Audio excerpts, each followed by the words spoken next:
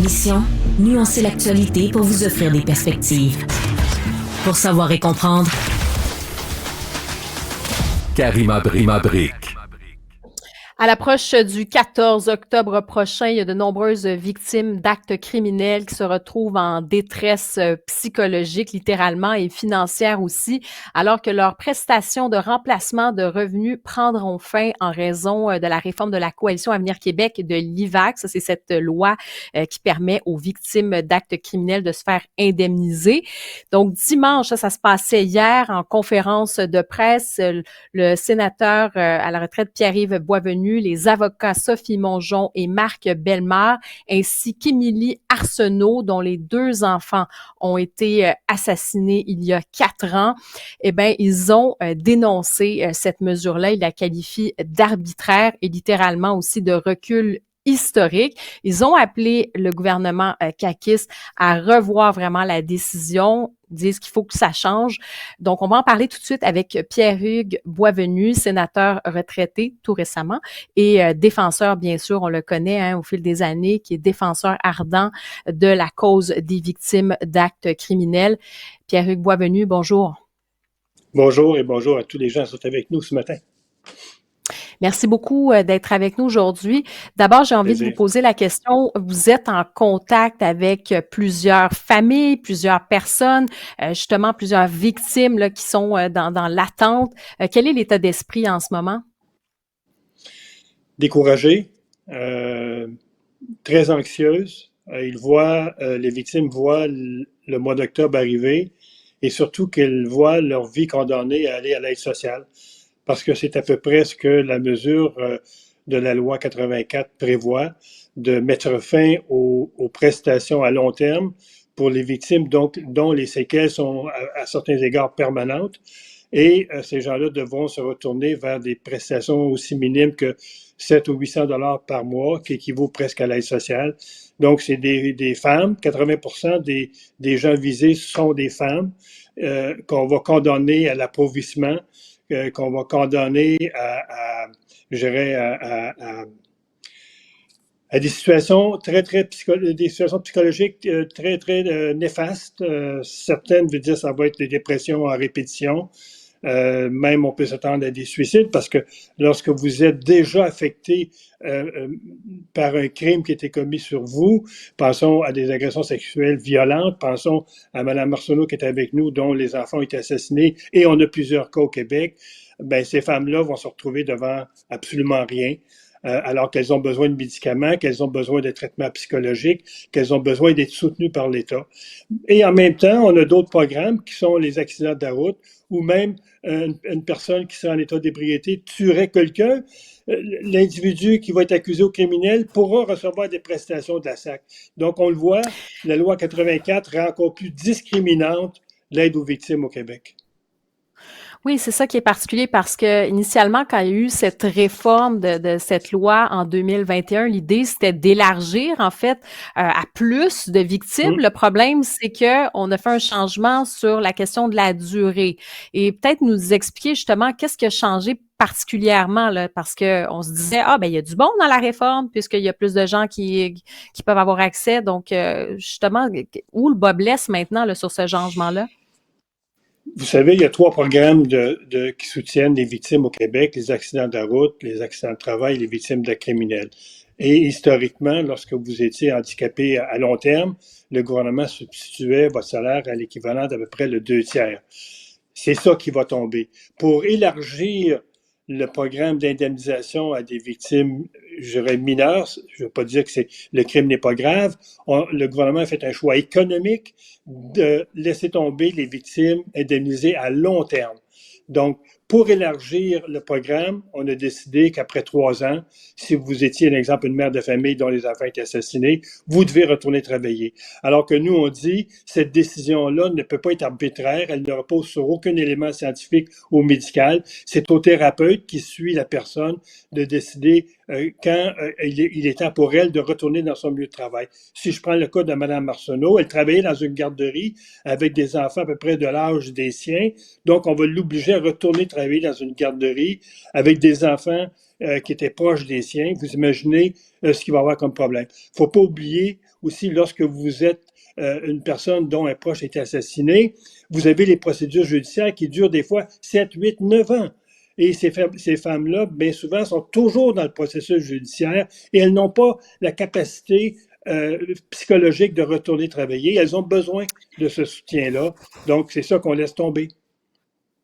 Mais il y a quelque chose qui paraît là, complètement, on se dit, mais ça a aucun sens, parce que là, on parle de victimes et dans plusieurs cas, là, ce sont vraiment des actes extrêmement graves. Vous avez mentionné, par exemple, quelqu'un, donc cette dame dont les enfants ont été assassinés. On parle vraiment de choc post-traumatique, on parle d'agression sexuelle, on parle vraiment de crimes, puis c'est pas de comparer, puis de minimiser ou quoi que ce soit, mais ou de compartimenter, c'est pas ça le point, mais c'est de dire quand même on est face à des situations extrêmement graves et habituellement on se fie sur l'expertise médicale pour dire ben la personne est inapte ou elle n'est plus, ou maintenant elle peut retourner travailler. Donc qu'est-ce qui fait maintenant c'est quoi? On dit finalement au bout de 3 ans, ben vous êtes vous êtes réhabilité, là, vous êtes maintenant, vous allez bien. C'est un peu ça qui semble un peu absurde, là, de dire finalement après 3 ans, on ne se fie pas sur un diagnostic médical ou d'un psychologue. C'est ça qui change aussi. Et ce qui est grave aussi, c'est que la mesure est rétroactive. Donc, les victimes qui étaient reconnues il y a 7, 8, 9 ans comme étant inaptes à long terme, ces victimes-là aussi sont visées. Elles vont perdre un droit que l'ancienne loi l'avait reconnu. C'est aussi ça qui est dangereux, qui est, à mon avis, inconcevable, de rendre la mesure rétroactive. Écoutez, et pourquoi? Oui. Ce que je veux dire, c'est que ce que le ministre ne comprend pas non plus, et là j'en appelle à M. Carman, à M. Dubé, ces victimes-là vont coûter cher à l'État en termes de services psychologiques, en termes de services médicaux. Donc, on enlève d'une main pour éventuellement à redonner de l'autre côté dans un autre système qui va être soit la santé ou le système de l'aide psychologique. Et pourquoi on en parle particulièrement en ce moment? Parce que là, vous faites mention, là, pour les gens qui nous écoutent à la maison, ils se disent, OK, mais ça a été annoncé en 2021. Bon, bien sûr, le combat il existe depuis ce moment-là, là, j'imagine, pour vous, pour les personnes qui sont dans cette défense de cette cause-là. Mais pourquoi on en parle plus maintenant? Est-ce qu'on est vraiment sur les derniers milles de se dire, on fait un appel? Vous en êtes où? Parce que cette clause-là, qui a été introduite par le ministre de la Justice, on l'a appris il n'y a pas longtemps. Et là, les victimes ont commencé à sortir pour nous contacter, Maître Bellemare, Maître Mongeon, moi-même à mon bureau. Les victimes nous font part de leur expérience, nous font part de leurs problèmes, à savoir qu'ils vont être exclus de l'aide à partir de l'automne prochain. Donc, c'est des centaines de victimes qui nous ont contactés. Et là, on s'est dit avec Marc et Mme Mongeon, Maître Mongeon et certaines familles, on dit, il faut sortir publiquement. Il faut demander à M. Legault d'influencer M. Barrette, le ministre de la Justice, pour reculer sur cette mesure-là et faire en sorte que la rente à long terme ne soit pas discriminatoire pour les victimes, mais qu'elle soit la même, que vous ayez un accident de la route, que vous ayez un accident de travail ou victime d'un criminel. On ne doit pas discriminer ces familles-là. Et comme je le dis, 80% des personnes touchées sont des femmes. Donc, on va condamner ces femmes-là à la pauvreté. Et dans beaucoup de cas, c'est des femmes qui ont vécu de la violence conjugale. Donc, c'est des femmes qui sont pas prêtes, sont pas équipées pour retourner sur le marché du travail. Elles ne sont pas prêtes. Il faut que les États le soutiennent. L'État dit aux victimes, dénoncez votre agresseur, et après 3 ans, on les laisse tomber. C'est un non-sens. Est-ce que la société est en train d'abandonner les victimes? Peut-être pas la société parce qu'on a beaucoup de messages de sympathie, de solidarité, mais je pense que le ministre a abandonné les victimes, la CAQ a abandonné les victimes, et il faut qu'il y ait un retour en arrière. C'est pour ça qu'on a créé une page victimes abandonnées par l'IVAC pour demander aux victimes de venir faire part de leurs témoignages. J'espère que le ministre va lire ces témoignages-là. J'aimerais ça que le ministre aussi rencontre Mme Marcelot, rencontre des mères de famille dont les enfants ont été assassinés et comment ces femmes-là vivent l'anxiété qu'on leur impose aujourd'hui de dire qu'à partir du mois d'octobre, aller à l'aide sociale. Et les victimes-là, vous savez, les victimes n'ont pas choisi d'être victimes. Alors pourquoi leur imposer ce fardeau-là? Oui, puis c'est des situations, comme on le mentionnait un petit peu plus tôt, là, extrêmement complexes, extrêmement difficiles. Vous Oui, l'entendez, ces témoignages-là. Je veux dire, à un moment donné, ça ressemble à quoi leur vie au quotidien? Parce que il y a aussi parfois tout oui. l'aspect de la stigmatisation de la société. En même temps, on a envie de participer à la société.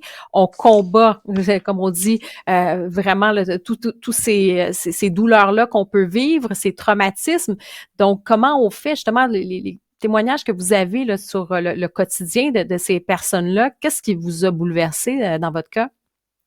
Ben, je vous donne l'exemple d'une dame qui est travailleuse sociale, qui était avec nous dimanche hier, et qui travaillait avec des gens qui avaient des traumatismes de même. Cette dame-là, travailleuse sociale, elle dit, je peux plus retourner dans le travail que je faisais pour écouter les témoignages des victimes. Elle-même a été victime de violences. Elle dit, je peux pas retourner dans mon travail parce que lorsque je rencontre une victime, c'est comme si je revivais ce que j'ai eu comme traumatisme. Donc, c'est des gens qui ont des traumatismes qui sont guérissables à long terme. C'est pas un petit rhume, c'est pas une grippe, c'est des choses qui ont marqué leur vie, qui ont arrêté leur vie, et il faut rebâtir ces familles-là, il faut rebâtir ces personnes-là. On investit massivement dans les programmes de réhabilitation pour les criminels, et on va laisser tomber les victimes. Je ne comprends pas le raisonnement du gouvernement. En terminant, est-ce que vous avez espoir qu'il y ait des changements de la part du gouvernement là-dessus? Écoutez, je connais bien le ministre de la Justice, je l'ai rencontré à plusieurs reprises. Je pense que c'est une personne qui est fondamentalement humaine et je pense que la décision qu'il a prise pour réformer l'IVAC, c'est une décision strictement économique. Donc, je pense que le gouvernement, sur cette unique base-là, doit redonner aux professionnels de la santé le rôle qui leur appartient, à savoir quand une victime peut retourner sur le marché du travail, quand une victime a fait le cheminement qu'elle doit faire pour la considérer comme apte au travail. Ce n'est pas une mesure strictement chronologique, 3 ans, qui dit, ben, après 3 ans, tout le monde est prêt à retourner au travail. Chaque cas est particulier et je pense que la loi doit faire ce discernement-là. Pierre-Hugues Boisvenu, sénateur retraité et défenseur de la cause des victimes d'actes criminels. Merci beaucoup d'avoir été avec nous. On va suivre bien sûr le dossier. Merci beaucoup. C'est moi qui vous remercie surtout d'avoir eu la chance de vous en parler ce matin.